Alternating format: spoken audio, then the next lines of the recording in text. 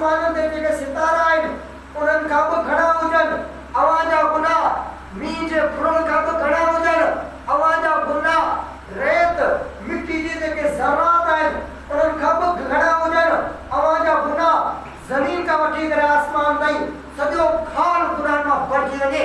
सगीरा गुनाह हुजनि, कबीरा गुनाह हुजनि, वॾा वॾा गुनाह कया हुजनि, पोइ बि रब थो फरमाए जेकॾहिं इहो साॻियो गुनाहगार इंसान मुंहिंजे दर ते अचे, बरकात नफ़ल पढ़ी करे अखियुनि मां खोड़ा वाए करे हीअं चवे रब तूं मूंखे माफ़ कर, इन खे माफ़ी घुरण में देर आहे, रब खे माफ़ करण में का बि देर कोन्हे।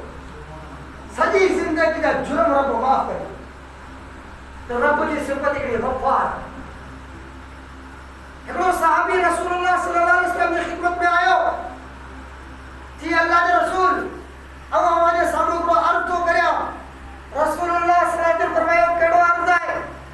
जी अल्लाह जे रसूल मुंहिंजी दिलि घुरे थी क़यामत वारे ॾींहुं रब मुंहिंजे ऐबनि जे मथां पर्दो विझे।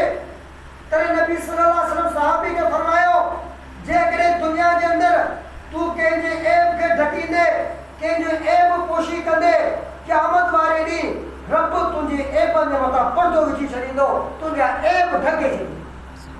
वरी साॻियो सहाबी अर्ज़ थो करे या रसूलुल्लाह सल्लल्लाहु अलैहि वसल्लम मुंहिंजी दिलि घुरे थी त आऊं रब साईं क़यामत वारे ॾींहुं मूंखे बख़्शी छॾे।